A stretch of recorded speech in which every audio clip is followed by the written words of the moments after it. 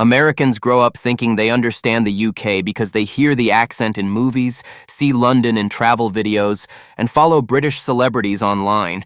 But nothing prepares them for the moment they step into real, everyday British life. They expect something familiar, but instead, the UK feels like a parallel version of the world they know, similar but strangely different in all the small details that matter. From the way people communicate to how they behave in public to the tiny routines that shape daily life, Americans quickly learn that the British do ordinary things in ways that completely throw them off. The UK isn't strange in a dramatic way. It's strange in a quiet, subtle, cultural way that hits you slowly. You're not shocked immediately. You're shocked when you realize how normal these habits are to everyone around you. And that's where the real culture shock begins. If there's one habit that absolutely confuses Americans, it's how the British use the word sorry. In the US, sorry is for apologies. You say it when you've done something wrong. But in the UK, sorry is a full communication system. Brits say sorry when someone bumps into them, when they want to pass through a crowd, when they want to ask a question, when they didn't hear what you said, and even when they are the ones being inconvenienced. An American walking through a Tesco aisle bumps someone and instantly hears, "Sorry." They step around a person and hear, "Oh, sorry, love." Someone walks in front of their trolley. "Sorry, mate." To outsiders, it feels like everyone is constantly apologizing for simply existing. But to the British, sorry isn't weakness. It's social lubrication. It prevents tension. It maintains harmony. It shows consideration. Americans think it's over politeness. Brits think Americans are too direct, too bold, too loud. And that difference becomes painfully clear within the first hour of being in the UK. Americans line up because they have to. British people queue because it is a moral responsibility, the unspoken law of the land. A perfect queue can form anywhere, anytime, without anyone speaking. At bus stops, outside shops, inside pubs, at train platforms, even at random street corners. The British instinctively know who arrived first, who's next, and who has crossed an invisible line of respect. Americans are shocked at how disciplined the UK is about queues. No pushing, no loud arguments, no crowding around the front. It's structured, peaceful, and orderly. But the strangest part? The British don't enforce this rule with words. They enforce it with energy. One quietly judgmental look from a British pensioner is enough to make any queue cutter feel like they've committed a crime. Americans who are used to more chaotic, relaxed lines can feel the pressure instantly. In the UK, queuing isn't just waiting.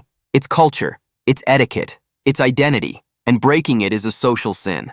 Americans are used to warm homes, central heating blasting non-stop, thick insulation that seals every corner of the house, and thermostats that stay on all day without a second thought.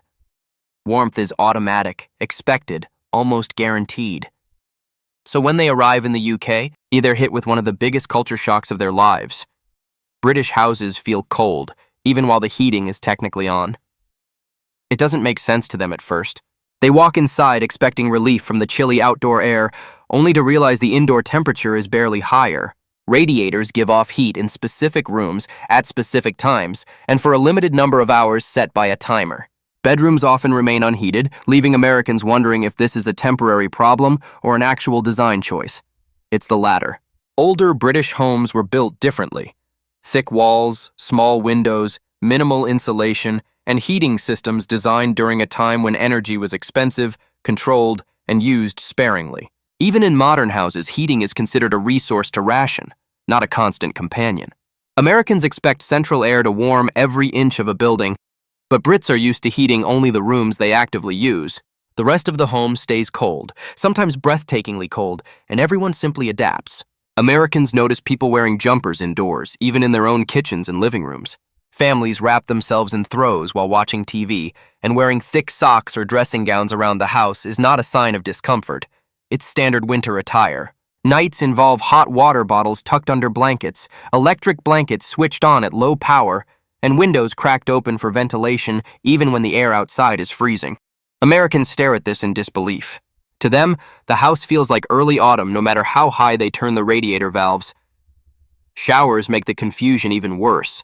Some homes have two completely separate taps, one for boiling hot water that could practically steep tea, and one for freezing cold water that feels like Arctic melt. Older shower systems trickle with low pressure, leaving Americans feeling like they're standing under a gentle drizzle instead of the strong hotel-style shower experience they're used to back home. And yet Brits simply accept it with a shrug. They've grown up navigating the delicate balance between scalding and freezing, mastering the tap dance of perfecting shower temperature. The most shocking moment for many Americans is seeing a British family calmly drinking tea or eating dinner while their home sits at a temperature Americans would classify as broken heating. But the truth becomes clear over time. British heating habits aren't about discomfort. They're about practicality, energy costs, and long-standing cultural norms.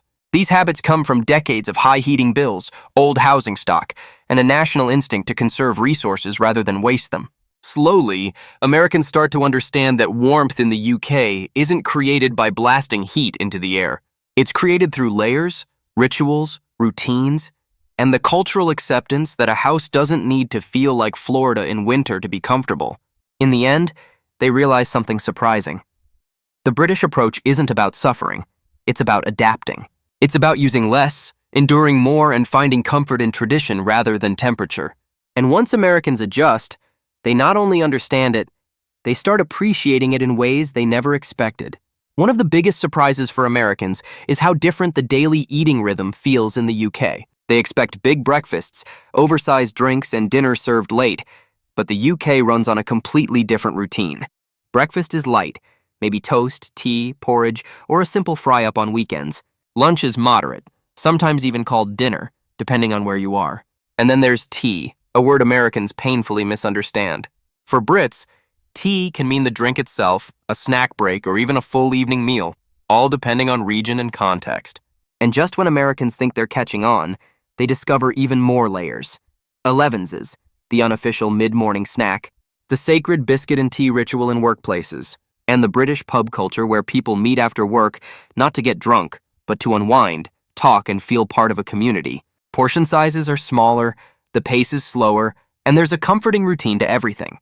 Americans used to giant sodas and huge plates sit there wondering how Brits stay full, until they realize British food habits aren't about quantity. They're about timing, tradition, and simple comfort. And when they see someone passionately dunk a biscuit into tea as if it's a national treasure, they realize they're witnessing a genuine cultural moment. Another habit that Americans find absolutely strange is the way British people complain, or rather, the way they don't complain. In the US, complaining is bold, loud, and straightforward. If a meal is wrong, someone will say it firmly. If service is slow, they'll mention it immediately, but in the UK, complaining is an art form built on subtlety, timing, and coded language. A Brit who is deeply unhappy might calmly say, "It's all right," which actually means, "It's terrible." If something is genuinely awful, they'll say, "Not ideal." If they're frustrated, they might smile politely and say, "That's interesting." And if you ever hear the phrase, "I might have a little word," that means they're preparing for the highest level of British confrontation, which still looks incredibly gentle to Americans. Brits will eat a meal they hated, nod, smile, pay full price, walk out, and only then whisper, "That wasn't great, was it?" It's emotional privacy disguised as politeness. Americans find this confusing because they're used to bluntness, but Brits value social harmony over honesty in public. They express dissatisfaction like a controlled leak. Never loud, never dramatic, always quiet but unmistakably clear to anyone who understands the code. Over time, Americans start to realize that the UK isn't strange. It's simply structured around invisible social rules that everyone understands without speaking them out loud. The politeness, the cues, the specific eating times, the indirect communication, they all reveal a culture built on subtlety, restraint, respect, and emotional control. What feels strange at first begins to feel comforting. The predictability, the quiet humor, the gentle formality, it all becomes a new type of normal. Americans who stay long enough start picking up the habits themselves. They begin saying sorry without thinking. They cue automatically. They understand that not bad means really good, and that I'll have a think means no. Slowly, the UK stops feeling foreign and starts feeling familiar. Not because the habits disappear, but because Americans finally understand the personality behind them. And that's when they realize something powerful. The UK isn't loud in culture. It's soft, precise, and full of unspoken rules. And that quiet complexity is exactly what makes it so fascinating. Everyday British habits may seem confusing at first, but once you understand them, they paint a picture of a society shaped by patience, politeness, history, and an almost poetic sense of social order. These habits aren't quirks. They're reflections of how the British protect harmony in one of the busiest, most diverse countries on Earth. And the more Americans explore these differences, the more they realize the UK isn't strange at all. It's thoughtful, it's calm, it's intricate. And beneath every habit lies a story about how this island learned to function with gentle precision.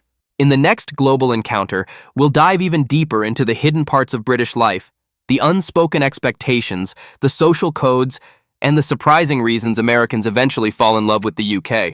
Make sure to subscribe, because the British way of life is full of secrets, and we're just getting started.